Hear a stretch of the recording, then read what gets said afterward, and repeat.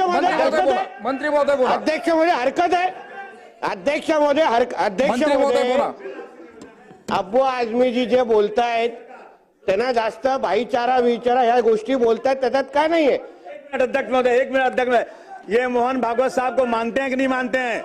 आदरणीय मोहन भागवत साहब ने कल ही कहा है ये नेता लोग जो है ना अपना कद बढ़ाने के लिए ये सब कर रहे हैं। ये श्री अध्यक्ष महोदय, मैं मुख्यमंत्री जी बैठे हैं, मुझे बहुत खुशी है कि मैं उनके सामने कुछ बोलना चाहता हूं।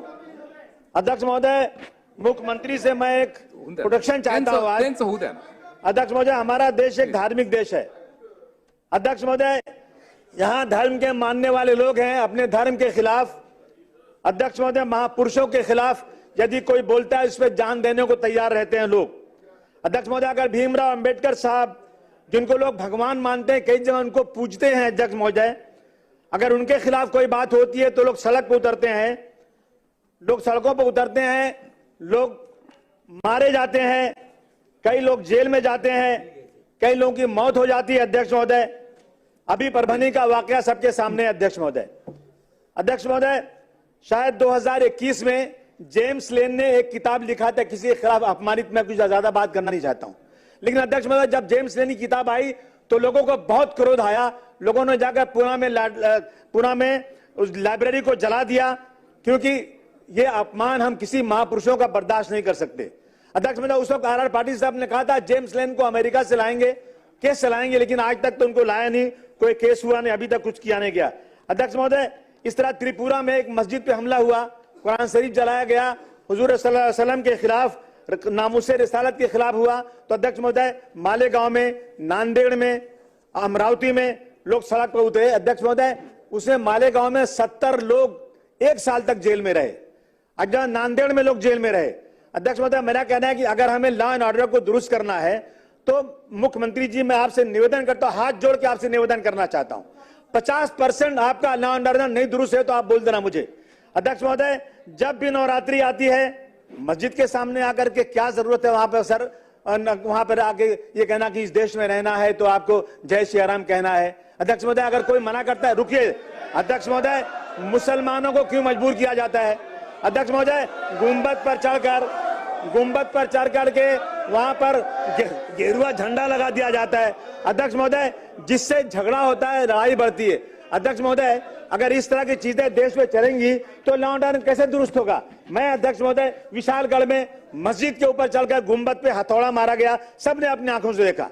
अध्यक्ष महोदय, मैं मुख्यमंत्री जी, मैं आपका ध्यान दिलाना चाहता हूं कि विशालगढ़ में मस्जिद में घुसकर कुरान शरीफ जलाया गया, वहां पर 45-50 लोगों का घर बिल्कुल तोड़ दिया गया। क्या गलती थी उनकी? अध्यक्ष महोदय, ये सिर्फ हिंदू और मुसलमानों के बीच में जिस तरह से झगड़ा कराया जा रहा है, उसमें कहीं ना कहीं मुख्यमंत्री जी को आपको रोक लगाना जरूरी है। बांग्लादेश में हमारे भाइयों के साथ वहां पर जाति हो रही है, हम उसकी निंदा करते हैं, उसकी खुली निंदा होना चाहिए। लेकिन मेरे देश के अंदर अध्यक्ष महोदय, ट्रेन के अंदर एक पुलिस वाला मुसलमानों को निकाल के गोली मार देता है, अध्यक्ष उसकी निंदा क्यों नहीं जोरदार तरीके से होती? क्यों नहीं हमारे और भाई सड़क पे उतरते?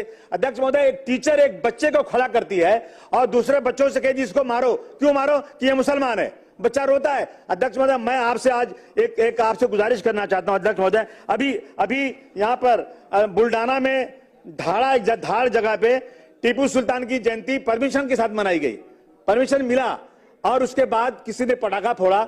अध्यक्ष महोदय, ऐसा वहां पर लड़ाई झगड़ा हुई, वो गरीब मुसलमान जिनके घर ही नहीं है, टीन का पार्टीशन है, उन घरों में रात को पुलिस घुस करके इतना 12 लोगों को जला दिया, प्रॉपर्टी जला दिया। अध्यक्ष महोदय, इन सब चीजों पर अध्यक्ष महोदय कहीं न कहीं रोक लगना चाहिए। अध्यक्ष महोदय, रात को 10 साढ़े 10 बजे घुस करके मारा गया और आरोपियों को कार्रवाई की गई। अध्यक्ष महोदय, मुस्लिम समाज के 28 लोग पकड़े गए, दूसरे समाज के 7 लोग का नाम, उसमें 4 ही गिरफ्तार हुआ। अध्यक्ष महोदय, मेरा कहना है कि इन चीजों को कहीं न कहीं अध्यक्ष महोदय रोकना चाहिए। अगर आपको वाकई इस महाराष्ट्र के अंदर लॉ एंड ऑर्डर दुरुस्त करना है, आप देख लीजिए इन वजह से कितने झगड़े बढ़ते रहते हैं। आप एक बार एक कानून बना दीजिए, किसी ने किसी महापुरुष के खिलाफ बोला, किसी ने पैगंबर इस्लाम के खिलाफ बोला, किसी ने मंदिर मस्जिद का झगड़ा शुरू किया, किसी ने यह कहा कि इस देश में 20 लाख मुसलमानों को मार देना चाहिए। अध्यक्ष महोदय, मैं हाथ जोड़ के आपसे निवेदन करना चाहता हूं, मैं मुख्यमंत्री जी का ध्यान इधर चाहता हूं कि आप एक कानून बना दीजिए अध्यक्ष महोदय, कि अगर किसी ने धर्म के खिलाफ या ऐसे महापुरुषों के खिलाफ बोला तो कम से कम ऐसा कानून बने कि उसकी जमानत ना होने पाए और कम से कम 2-4 साल जेल में रहे और 10 साल की सजा उसको होना चाहिए। अध्यक्ष महोदय, हिंदू मुसलमानों को आपस में भाईचारगी करना बहुत जरूरी है अध्यक्ष महोदय, इसलिए मैं आपसे गुजारिश करने आज आया हूं। अध्यक्ष महोदय, महल झोपड़ी सबका मुकद्दर फूट जाएगा अगर ये साथ हम हिंदू और मुस्लिमों का छूट जाएगा। दुआ कीजिए कि हमें प्यार के रिश्ते रहे कायम। अगर ये रिश्ते टूट जाएंगे मुख्यमंत्री जी, भारत टूट जाएगा।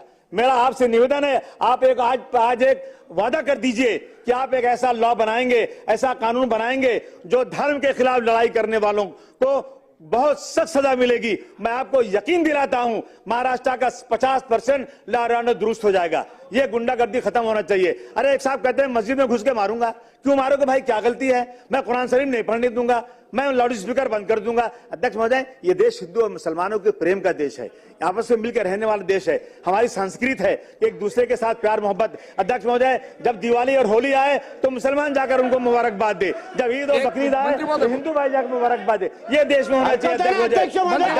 मंत्री महोदय बोला, अध्यक्ष महोदय हरकत है, अध्यक्ष महोदय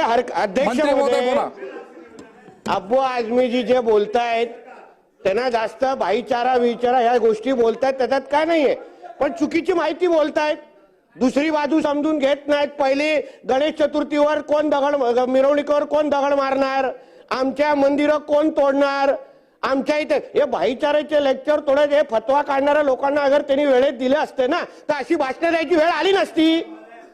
मग या सगळ्या गोष्टी अध्यक्ष महोदय त्यांना व्यवस्थित समजा, आम्हाला त्यांचं भाषण ऐकायचंय, कारण आता आम्ही मंत्री झालोय, आता आम्ही ऐकणार, काय हरकत नाही। पण अध्यक्ष महोदय आपल्याला विनंती करतो की ह्यांना वस्तुस्थितीला धरून बोलायला सांगा, बाकी जास्त सत्य काय हे महाराष्ट्राची जनता चांगल्या पद्धतीने ओळखते। बोला अध्यक्ष महोदय, 1 मिनट अध्यक्ष महोदय, ये मोहन भागवत साहब को मानते हैं कि नहीं मानते हैं? आदरणीय मोहन भागवत साहब ने कल ही कहा है ये नेता लोग जो है ना अपना कद बढ़ाने के लिए ये सब कर रहे हैं। ये श्री मोहन भागवत जी की बात है, बंद करो ये सब चीजें अध्यक्ष महोदय।